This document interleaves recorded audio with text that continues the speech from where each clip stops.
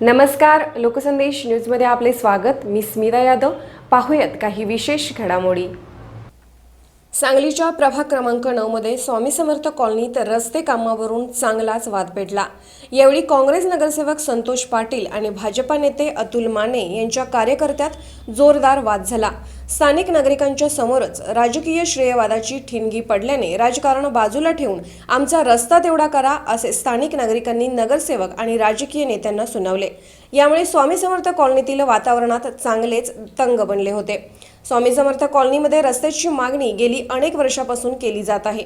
या कॉलनीतील रस्त्याचे काम आमदार सुधीर गाडगीळ यांच्या निधीतून मंजूर होते, मात्र तत्कालीन नगरसेविका गुलजार पेंढारी यांनी हे काम धरल्याने दुबार कामामुळे हे काम तत्कालीन आयुक्त खेबुडकर यांनी थांबवले होते। त्यावेळेपासून हे काम रेंगाळले आहे।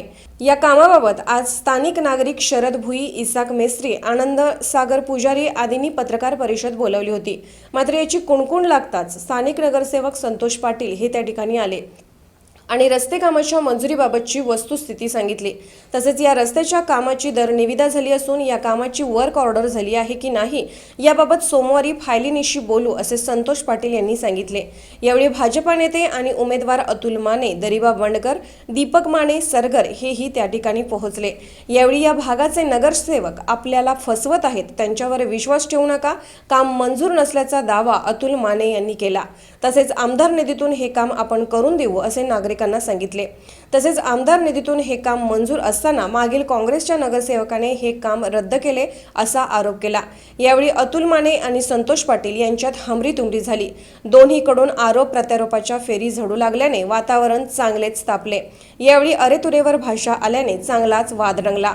अखेर उद्या या रस्त्याच्या कामाची फाईल पाहून पुढील निर्णय घेण्याच्या अटीवर या वादावर अखेर पडदा पडला। या समर्थ गृहनिर्माण संस्थेत गेली 15 वर्षापूर्वी रस्ता झालेला आहे, त्यानंतर रस्ता झालेला नाही।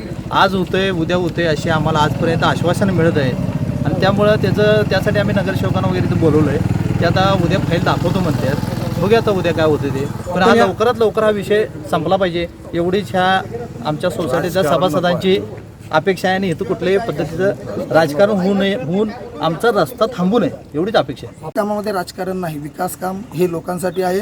आम्हाला इथं तुम्ही 100 कोटी निधी एका वार्डात दिला तरी कमी पडणार एवढी कामं प्रचंड आहेत। त्याचा काय विषय? नागरिकांना काय तुम्ही आश्वस्त करू शकता की?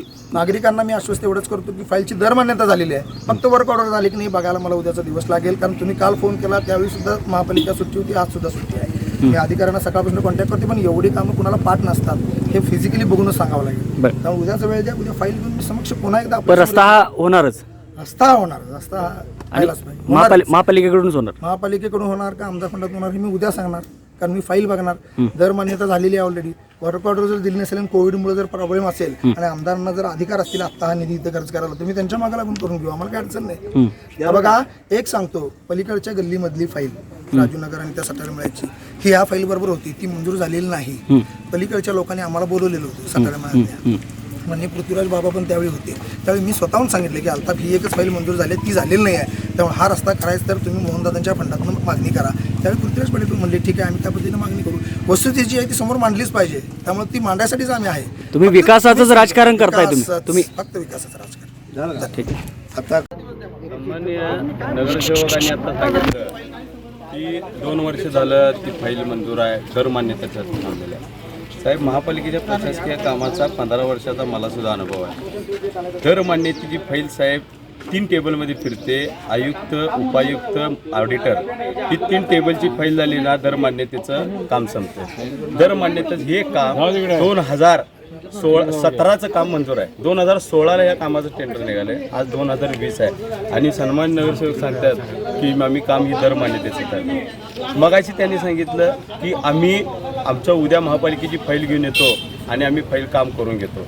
परत लोकांना गंडावागंडी करून लोकांना थातरू मात्र आता सांगतात उद्या मी फाईलचा पूर्ण अभ्यास करतो, मग आमदार फंडात होतंय का महापालिकेत होतंय हे असं परत मगाशी शब्द आहे, आता परत 5 मिनिटात शब्द आहे, आमदार फंडात नव्हते का म्हणून सांगतात। लोकांच्यात विपर्यास निर्माण करायचा। बरं, तुम्ही मला काय सांगताय की आम्ही उद्या फाईल आणतो, अभ्यास करतो। अरे, दर मान्यतेचा विषय आणि अभ्यास करायचा विषय काय आहे? महापालिकेचं काम आहे, तुम्हाला लोकांनी महापालिकेत निवडून लोकांच्या कामासाठी दिले, तुम्ही महापालिकेतनं जाऊन तुम्ही ते काम 2 वर्ष का मंजूर करून आणू शकत नाही?